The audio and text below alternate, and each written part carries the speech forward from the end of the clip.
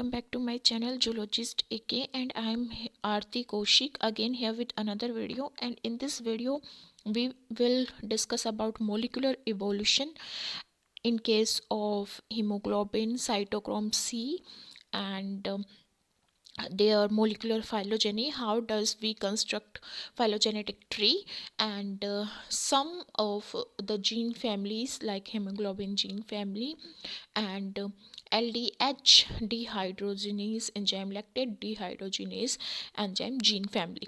So hope you are going to clear your concept related to molecular evolution and phylogenetic tree. So stay tuned with me, and if you do like this video then please thumbs up, subscribe to my channel and share. Thank you so much for clicking on my video. Phylogenetic tree को understand करने से पहले हमें कुछ terms understand करनी पड़ेंगी। जैसे यहाँ पे आप देख सकते हो कि मोनोफाइलेटिक और पॉलीफाइलेटिक जो हमारे ग्रुप्स होते हैं वो क्या होते हैं, ठीक है।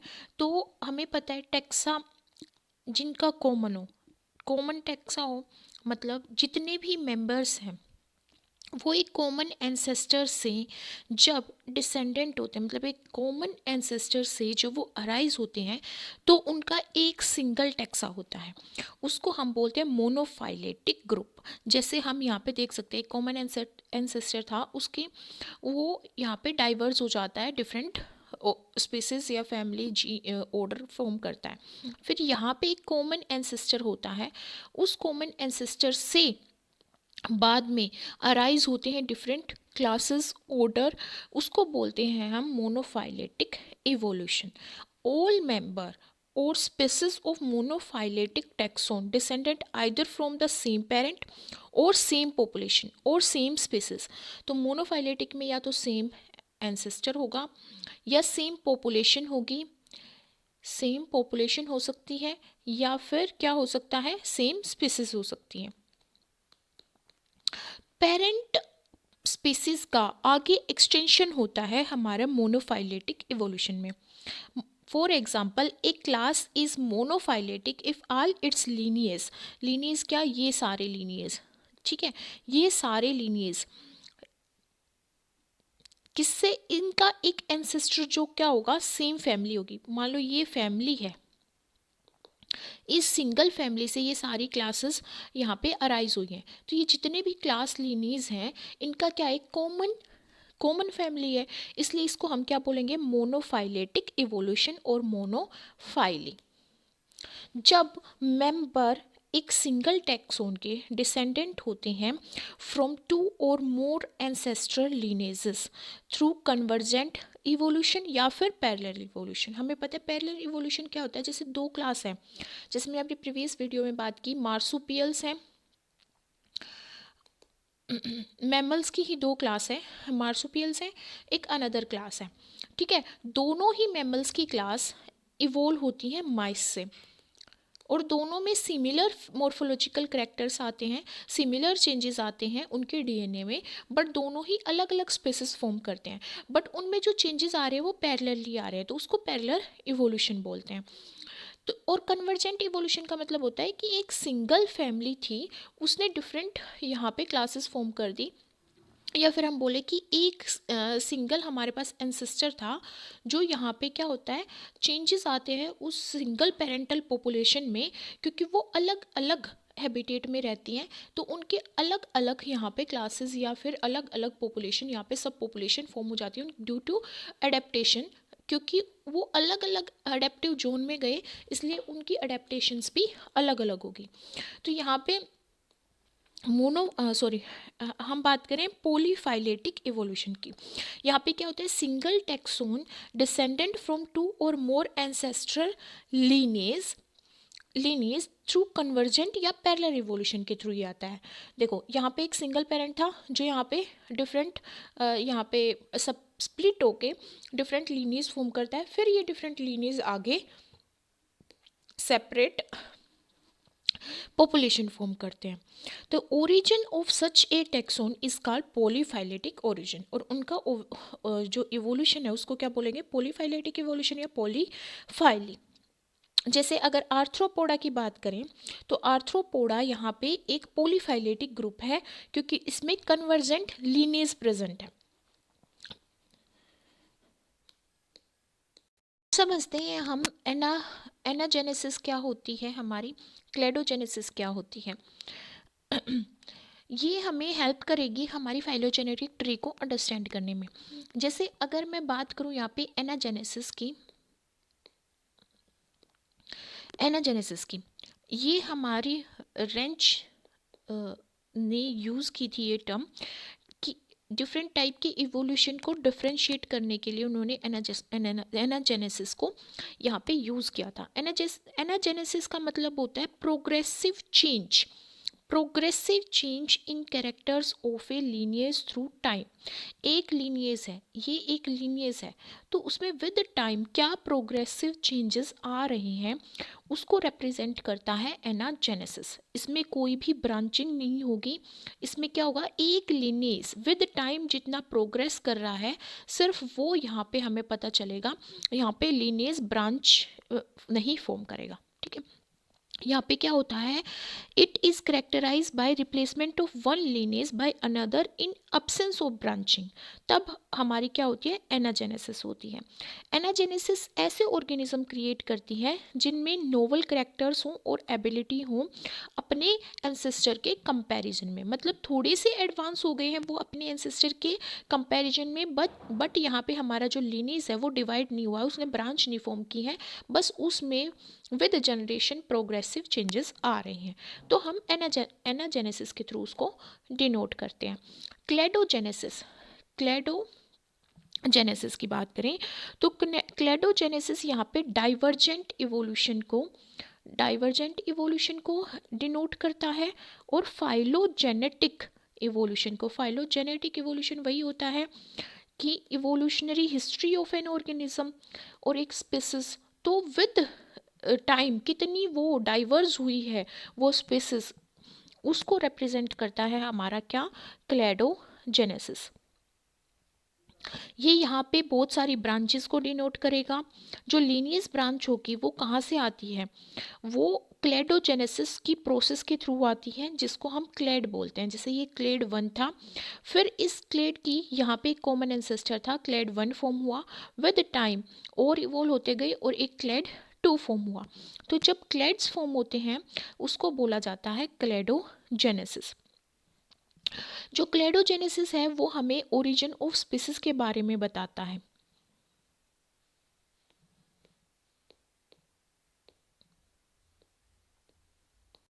जब हम किसी भी इवोल्यूशनरी हिस्ट्री को स्टडी करते हैं या फाइलोजेनेटिक रिलेशनशिप को स्टडी करते हैं क्लेडोजेनेसिस के थ्रू, क्लेडिस्टिक अप्रोच जब हम लगाते हैं तो वहाँ पे हम कुछ करेक्टर्स नोटिस करते हैं क्लेड के और टेक्सा के।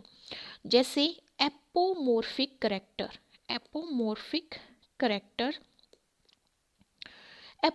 करेक्टर का मतलब होता है जो बाय इवोल्यूशन डिराइव हुए हैं वो करेक्टर्स, कि पहले ये करेक्टर थे फिर क्लेड 1 बना तो उसमें ये करेक्टर्स आए, विद टाइम नेचुरल सिलेक्शन की वजह से या फिर अडेप्टिव जोन में जाने की वजह से, जोन में अडेप्टेशंस आई उसकी वजह से विद टाइम क्या चेंजेस आए उसको बोलेंगे एपोमोर्फिक करेक्टर, बाय इवोल्यूशन जो चेंजेस आए हैं।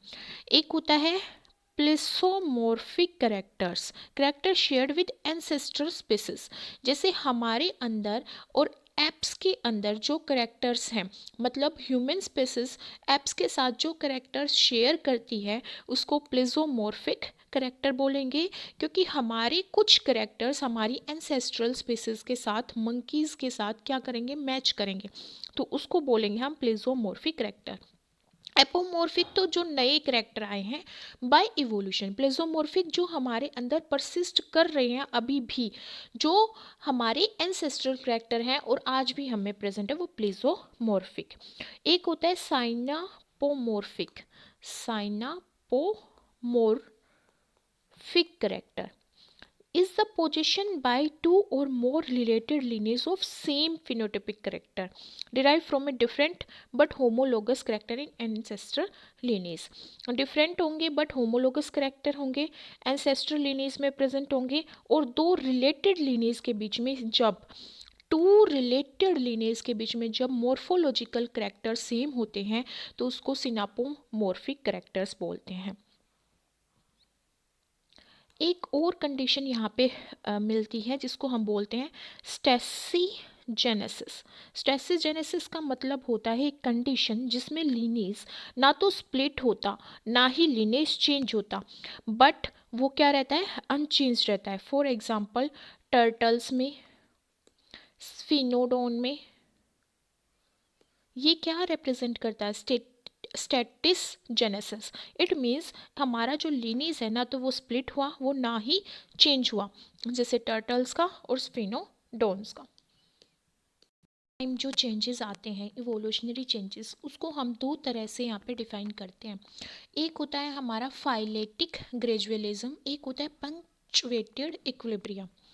जो हमारा परसिस्टेंट एक्यूमुलेशन होता है स्मॉल चेंजेस का, देखो जैसे एक हमारी एंसेस्टर पॉपुलेशन थी और वो डाइवर्ज होकर दो लीनियस फॉर्म करती है, उनमें हमारे जो स्मॉल स्मॉल चेंजेस आ रहे हैं, किस वजह से चेंजेस आएंगे, म्यूटेशन की वजह से, या फिर इनब्रीडिंग, माइग्रेशन, इमिग्रेशन की वजह से, या फिर नए एडेप्टिव जोन में माइग्रेट करने की वजह से, वहाँ की अडेप्टेशन की वजह से, नेचुरल सिलेक्शन की वजह से। तो ये जो दोनों लीनियज में चेंजेस आ रहे हैं, थोड़े थोड़े जो स्मॉल चेंजेस आ रहे हैं, ये अक्यूमुलेट होते जाएंगे विद टाइम, और ये अक्यूमुलेट होकर एक नई स्पीसीज फॉर्म कर देंगे। उसको बोलते हैं फाइलेटिक ग्रेजुअलिज्म। इसमें क्या होता है, मिलियंस ऑफ ईयर लगते हैं एक लीनियज को फॉर्म होने में, क्योंकि धीरे धीरे हो रहा है, चेंजेस जो है वो अक्यूमुलेट हो रहे हैं। यहाँ पे हमें क्या होता है, एक ट्रांजिशनल लीनियज भी मिलता है। जैसे ये एक पेरेंटल स्पीसीज से टू लीनियज फॉर्म है, तो इसका ट्रांजिशनल लीनियज भी हमें यहाँ पे मिलेगा कि भी उसके सिमिलर कैरेक्टर्स एक दूसरे लीनियज में भी पाए जाएंगे। और अगर मैं बात करूँ पंक्चुएटेड इक्विलिब्रियम की, तो इसका मतलब होता है कि कुछ चेंजेस रैपिड होते हैं, जिसकी वजह से रैपिड स्पेशिएशन होती है, मतलब एक नई स्पीसीज बहुत जल्दी फॉर्म हो जाती है, ज़्यादा टाइम नहीं लेती वो। तो यहाँ पे जब रैपिड बर्स्ट होता है स्पेशिएशन का, वो किसके साथ अल्टरनेट करता है, लॉन्ग पीरियड्स, वो लॉन्ग पीरियड जिसमें इंडिविजुअल स्पीसीज अनचेंज्ड रही थी।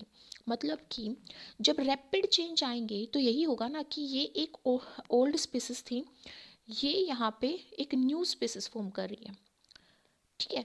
बट जब यहाँ से यहाँ तक जब ये स्पीसीज गई तो इसके अंदर कोई चेंज नहीं था, ठीक है, कोई भी चेंज नहीं था। एकदम से इसमें चेंज आया और एक नई स्पीसीज फॉर्म हो गई। उससे पहले तो ये एक ही स्पीसीज थी, मान लो 500 मिलियन ईयर्स तक ये यहाँ तक एक सिंगल स्पीसीज थी, फिर सडनली इसमें चेंज आया और न्यू स्पीसीज फॉर्म हो गई। तो यहाँ पे क्या होता है, लॉन्ग पीरियड होता है किसका, अनचेंज्ड ईयर्स का। तो long interval of geological time in which very limited or no significant morphological changes occur, that represent the period of stasis, period of stasis, और हम उसको पीरियड ऑफ इक्विलिब्रिया बोलते हैं। जैसे यहाँ से यहाँ तक का जो पीरियड है वो पीरियड ऑफ इक्विलिब्रिया है। यहाँ पे सडन चेंज आया, एक नई स्पीसीज फॉर्म हो गई, बट यहाँ और यहाँ, यहाँ और यहाँ इतना जो टाइम है, इतना जो टाइम है, ये यहाँ पे जो लग रहा है यहाँ पे, ये क्या है, टाइम ऑफ इक्विलिब्रिया, क्योंकि ये स्पेसिस भी इतने टाइम तक चेंज नहीं हो रही और ये स्पेसिस भी आगे इतने टाइम तक चेंज नहीं हो रही। तो ये पीरियड ऑफ स्टेसिस है कि इतने टाइम तक इन स्पेसिस के अंदर कोई चेंज नहीं आया, और इसको पीरियड ऑफ स्टेसिस को हम पीरियड ऑफ इक्विलिब्रिया भी बोलते हैं।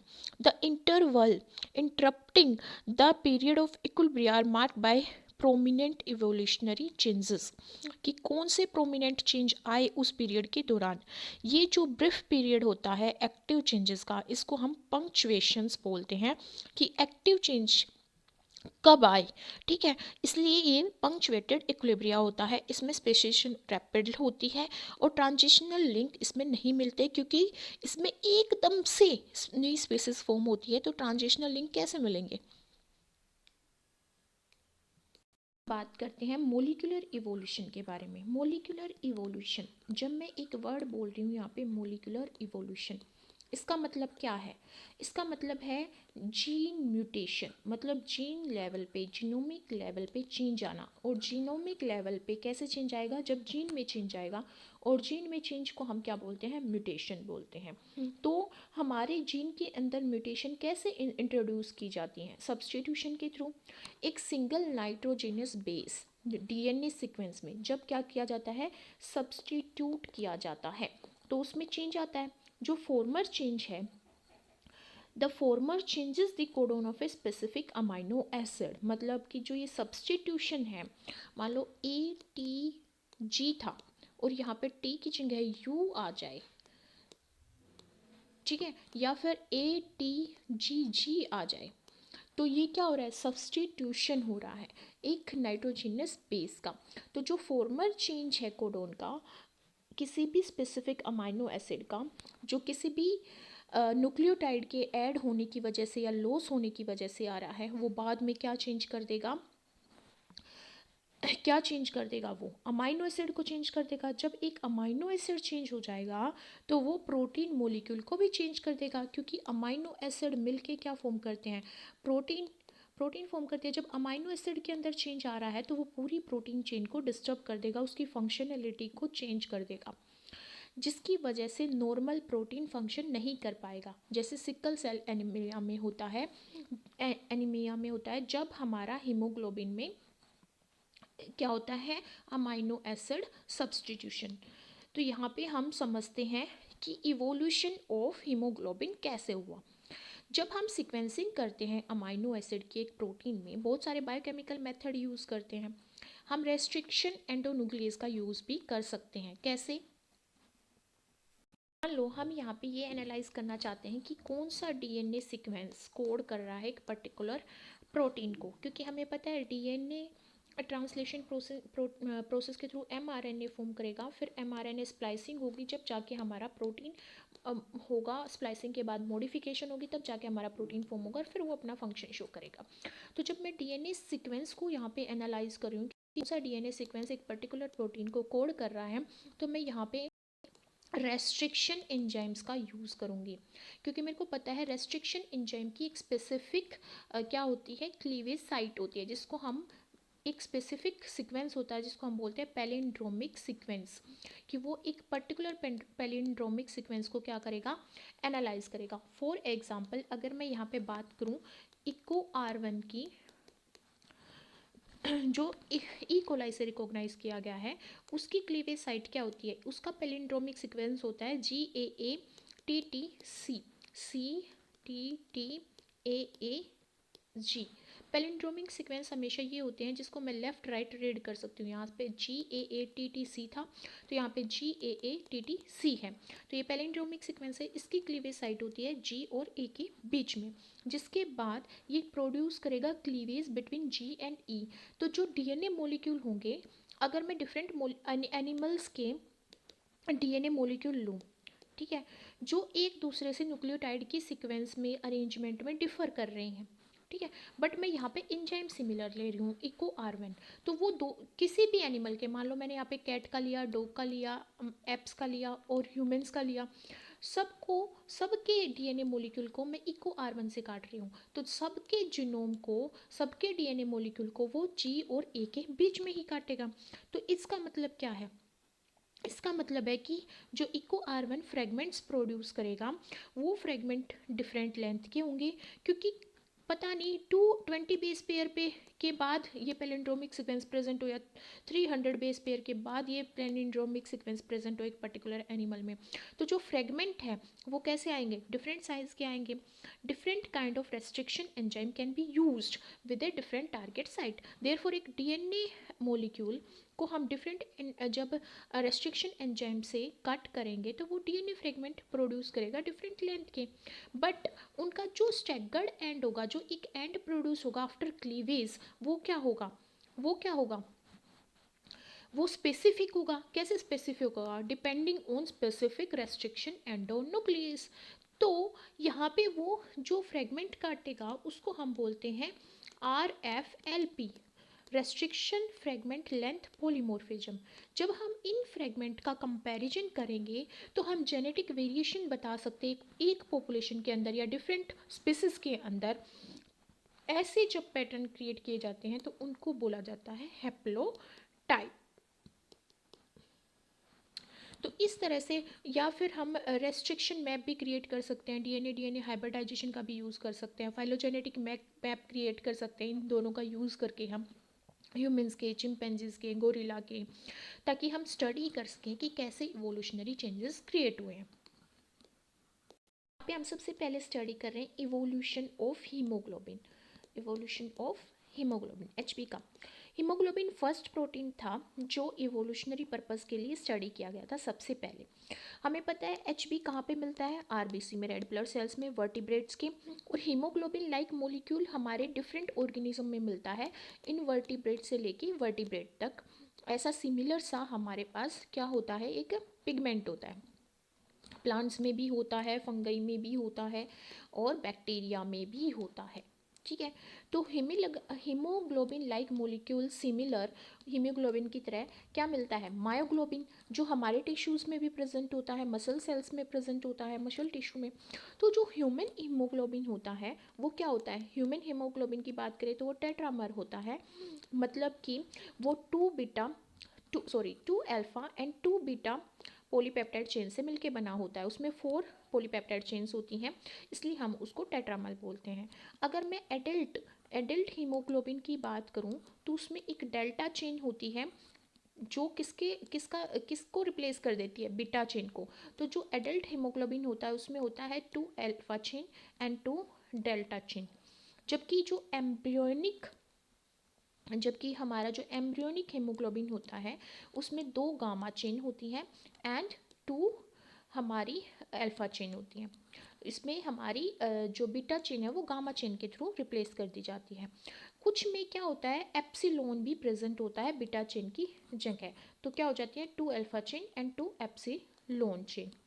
ठीक है, तो जो स्टडी है अमाइनो एसिड सीक्वेंस की इन दिस 5 हीमोग्लोबिन चेन, तो इससे हमें क्या पता चला कि 5 हीमोग्लोबिन चेन है, अल्फा है, डेल्टा है, गामा है और एपिलेप्सन है। और क्या है हमारे पास यहाँ पे, अल्फा बीटा है।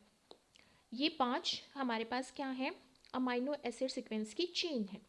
अगर हम इनको स्टडी करें, इन पांचों चेन को हम डिफरेंट ऑर्गेनिज्म में स्टडी करें तो हमें क्या पता चल जाएगा, ये पता चल जाएगा कि ये जो ग्लोबिन जीन है ये डुप्लीकेशन की वजह से अराइज हुए हैं। जो हमारा एंसेस्ट्रल लोकस था, जो हमारी एंसेस्ट्रल चेन थी, मतलब एंसेस्ट्रल जो लोकस प्रेजेंट था उसमें कैसे डुप्लीकेशन आया, जीन में कैसे डुप्लीकेशन हुआ, जिसकी वजह से ये 5 यहाँ पे चेन प्रोड्यूस हुई। जो ओरिजिनल हेमोग्लोबिन मोलिक्यूल होता है वो क्या होता है, यूनिमर होता है, मतलब उसमें सिंगल चेन प्रेजेंट होती है, मोनोमर होता है वो। और वो किससे रिलेटेड होता है, वो केमिकली मायोग्लोबिन से रिलेटेड होता है, मायोग्लोबिन से। दोनों, जब हमारे एंसेस्टर में हम हीमोग्लोबिन देखते हैं तो वो मोनोमर होता है और उसका स्ट्रक्चर काफ़ी हद तक मायोग्लोबिन जैसा होता है। और मायोग्लोबिन किस में मिलता है, टिश्यू सेल्स में मिलता है, और ऑक्सीजन स्टोरेज प्रोटीन होता है। और हीमोग्लोबिन हमारा, अब देखिए ह्यूमन के केस में, एडल्ट में देखें तो हीमोग्लोबिन हमारा ब्लड में मिलता है, जो ट्रांसपोर्ट प्रोटीन का काम करता है, ऑक्सीजन और कार्बन डाइऑक्साइड को ट्रांसफर करता है, और वो टेट्रामर हो गया है। तो it is possible to establish a time scale for evolution of haemoglobin chain. और सबसे पहले लाइनस पॉलिंग ने क्या किया था, ये एस्टिमेट किया था कि वन अमाइनो एसिड सब्सटीट्यूशन, कि एक अमाइनो एसिड का चेंज हो जाना दूसरे अमाइनो एसिड के साथ, ये अप्रोक्स 7 मिलियन ईयर्स लेता है जब भी कोई स्पीसीज क्या करती है, इवोल्व करती है। जब हमारा हीमोग्लोबिन की इवोल्यूशनरी स्टडी की गई तो क्या मिला कि जो मायोग्लोबिन होता है हमारा, मायोग्लोबिन वो डिफ़र करता है all haemoglobin molecules at more than 100 amino acid site पे वो डिफ़र करता है हीमोग्लोबिन की चेन से।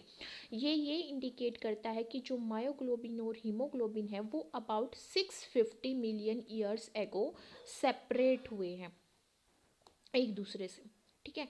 और ये किसके थ्रू हुआ? फर्स्ट डुप्लीकेशन किसका? क्योंकि हमारे जो एंसेस्टर थे उनमें क्या था? मायोग्लोबिन लाइक मॉलिक्यूल था। मायोग्लोबिन लाइक मॉलिक्यूल जो कि हमारा क्या था? मोनोमर था, ठीक है, मोनोमर था। तो उस मोनोमर की डुप्लीकेशन की वजह से आफ्टर 650 ईयर्स मायोग्लोबिन अलग हो गया और हीमोग्लोबिन अलग हो गया। और जो मायोग्लोबिन और हीमोग्लोबिन है वो 100 अमाइनो एसिड के बीच में क्या हुआ? चेंजेस आए। क्योंकि हमें पता है कि भाई हमारा एक अमाइनो एसिड में चेंज आता है 7 मिलियन ईयर्स में। देखो एक अमाइनो एसिड में तो चेंज आता है 7 मिलियन ईयर्स में, तो 650 मिलियन ईयर्स में कितना चेंज आएगा? 3 और 4 अबाउट 94 अमाइनो एसिड में चेंजेस आ जाएगा। अप्रोक्स 94 अमाइनो एसिड में चेंज आ जाएगा 650 मिलियन ईयर्स में। तो अप्रोक्स कितना? 100 अमाइनो एसिड में चेंज आ गया 650 मिलियन ईयर्स एगो हीमोग्लोबिन में एंड मायोग्लोबिन में। जो अल्फा चेन है हमारी किसकी? हमारे हीमोग्लोबिन की, वो डिफर करती है बीटा चेन से। अल्फा चेन और बीटा चेन के बीच में डिफरेंस है 77 साइड्स का। It is estimated that a second duplication of same locus lead to differentiation. जो 500 मिलियन ईयर्स के बाद जो चेंजेस आया उसकी वजह से डुप्लीकेशन हुआ, अगेन डुप्लीकेशन हुआ और हमारी अल्फा और बीटा चेन एक दूसरे से डिफ्रेंशिएट होगी 77 साइट पे। ये किस में मिलता है? बोनी फिशेस में। ये इस टाइप का हमारा जो हीमोग्लोबिन है वो किस में मिलता है? बोनी फिशेस में मिलता है। फिर उसके बाद मेमिलियन इवोल्यूशन हुआ अराउंड 200 मिलियन ईयर्स एगो, जहाँ पे जो बीटा लोकस था वो क्या हो गया? डुप्लीकेट हुआ और अगेन उसने क्या दे दी? गामा चेन दे दी। तो अल्फा किस में मिलती है? बोनी फिशेस में। गामा चेन फिर रिप्लेस होगी, जो गामा चेन फिटल हीमोग्लोबिन के लिए कोड करती है। फिर उसके बाद क्या हुआ? Delta chain. Beta chain 40 million years बाद आया, फिर उसके बाद डेल्टा चेन आई। Delta chain evolve only about 40 million years ago by most recent duplication of beta locus. Starting में क्या था? बीटा लोकस था, बीटा लोकस में ही यहाँ पे क्या हो रहा है? डुप्लीकेशन हो रहा है। तो बीटा लोकस डुप्लीकेट होता है और क्या फॉर्म करता है यहाँ पे? डेल्टा चेन फॉर्म करता है अबाउट 40 मिलियन ईयर्स एगो। और ये किस में? ये जब डेल्टा चेन फॉर्म होती है तब हमारे ओल्ड मंकी, एप्स और ह्यूमंस एक दूसरे से सेपरेट नहीं हुए थे। बीटा से डेल्टा चेन बनी जब 40 मिलियन ईयर्स एगो। उस टाइम पे हमारे जो एप्स थे, ह्यूमंस थे और जो मंकी थे वो एक दूसरे से सेपरेट नहीं हुए थे, मतलब इनका सेपरेट लीनियस नहीं हुआ था। इसीलिए ये सब में मिलती है, एप्स में भी, मंकीज़ में भी एंड ह्यूमंस में भी। क्लियरली यहाँ पे मिलियन ईयर्स में शो किया गया है कि प्री वर्टिब्रेट जो वर्टिब्रेट थे, हमारे एंसेस्टर थे, उनमें माइग्रोबिन लाइक मॉलिक्यूल था, मोनोमर था। उसके बाद उसमें चेंजेस आते गए। कैसे हमारी बीटा चेन से हमारी डेल्टा चेन बनी, कैसे गामा चेन बनी, कैसे एप्सिलॉन चेन बनी और जीटा चेन बनी या फिर अल्फा चेन बनी, और कितना कितना उनमें यहाँ पे जो ये 81 शो किया गया है, ये अमाइनो एसिड डिफरेंस शो किया गया है। और यहाँ पे मिलियन ईयर्स शो किए गए हैं कि कितने मिलियन ईयर्स में ये चेंजेस आए। फिर आता है हमारा इवोल्यूशन ऑफ साइटोक्रोम सी। जो हमारा साइटोक्रोम सी होता है वो एक अनदर हमारा कंजर्वेटिव मॉलिक्यूल है, इवोल्यूशनरी कंजर्वेटिव मॉलिक्यूल। मतलब हमारे एंसेस्टर में भी प्रेजेंट था और हम में भी प्रेजेंट है। ये किसकी तरह एक्ट करता है? एक रेस्पिरेटरी एंजाइम की तरह एक्ट करता है। ये अबाउट 100 अमाइनो एसिड से मिलके बना होता है। कुछ अमाइनो एसिड होते हैं साइटोक्रोम सी में जो वेरी नहीं कर पाए हैं इवोल्यूशनरी चेंजेस के टाइम पे, मतलब उनमें वेरिएशंस नहीं आई हैं। From moles to humans, moles में भी वैसे ही प्रेजेंट था, ह्यूमंस में भी वैसा प्रेजेंट है। Amino acid at 20 positions are unchanged inside cytochrome C till date. इसलिए ये ऑब्जर्व किया गया है साइटोक्रोम सी में that cytochrome of closely related vertebrates either do not differ or differ in only a few amino acid residue. For example, cytochrome C है man का और chimpanzees का, उनकी आइडेंटिकल क्या होती है? कंपोजिशन होती है। जो greater the phylogenetic difference, the more is the difference in cytochrome composition. जितना ज़्यादा phylogenetic difference है किसके बीच में, species के बीच में, एनिमल्स के बीच में, उतना ही साइटोक्रोम की कंपोजिशन में डिफरेंसेस हैं. इट शोज़ कि सबकी हमारे क्या थे, एंसेस्टर जो थे उनमें साइटोक्रोम सी प्रेजेंट था, और वे थ्रू आउट टाइम और थ्रू एवोल्यूशनरी टाइम वो लीनेज चेंज होते गए, उनमें डाइवर्जेंस आती गई, डुप्लीकेशन आती गई, अमाइनो एसिड सब्सटीट्यूशन होता गया और उनके साइटोक्रोम में चेंजेस आते गए.